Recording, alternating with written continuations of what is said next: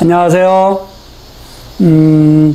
고양시가 2022년 1월부터 특례시로 된다고 하죠. 아마 이 특례시로 되는 곳은 고양시와 또 용인, 수원, 창원 이렇게 되는 것으로 알고 있습니다.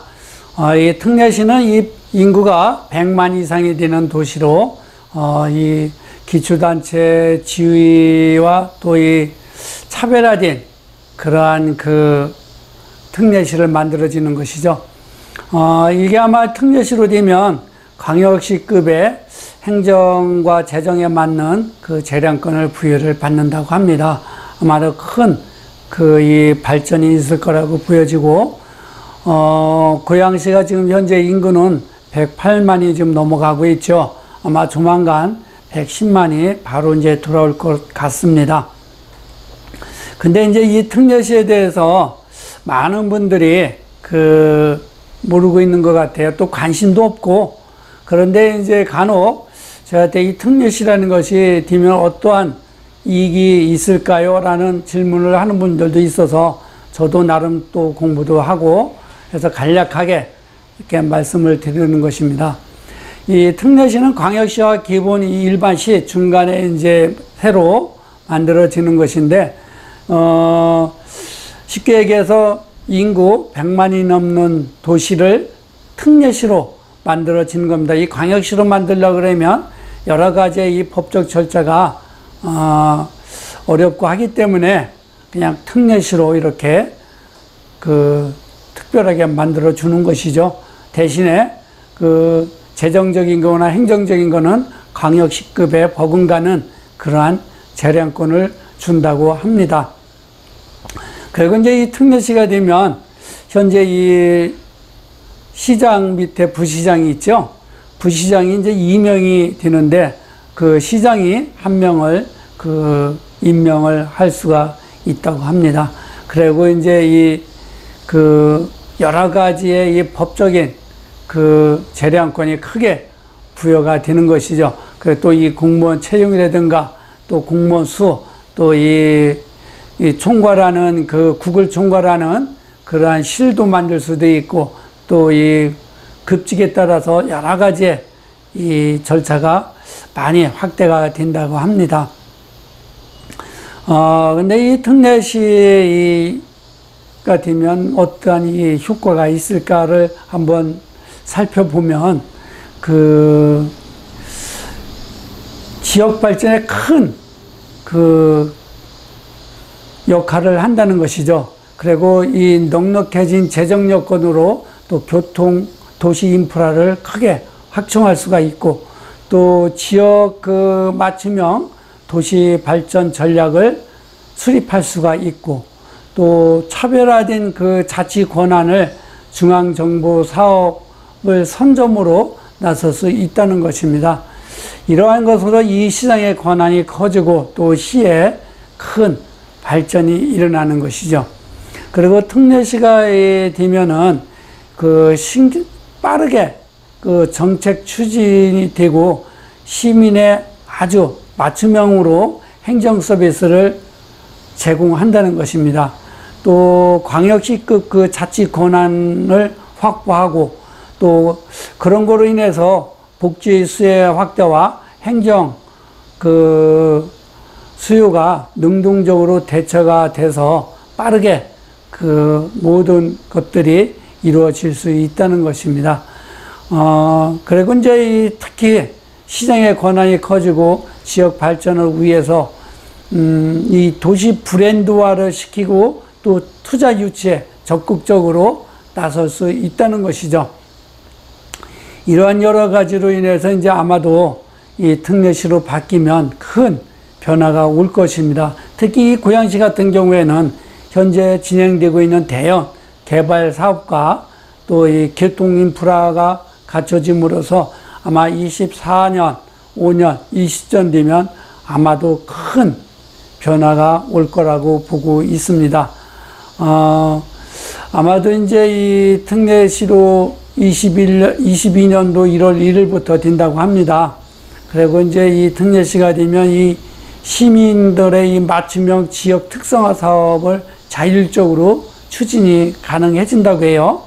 그리고 이제 이와 더불어서 이제 지금 고양시 같은 경우는 뭐 청년 창업 일자리 창출에 큰 힘을 싣고 있는데, 이러한 것을 인해서 그 지역 뿌리 산업에 큰 영향을 미칠 거라고 보고 있습니다. 그리고 이제 주요 현안 사업을 그 주민 복지 사업과 그 맞추어서 빠르게 추진이 가능한다고 합니다.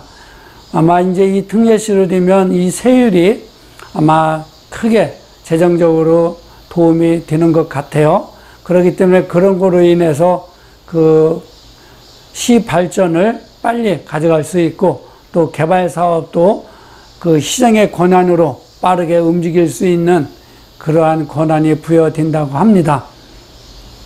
아마 이게 특례시가 됨으로써 이제 지방 교부 세율이 확대되고 국고 이 보조 사업을 아마 합리적으로 개편이 되면서 큰 도움이 될 거라고 합니다.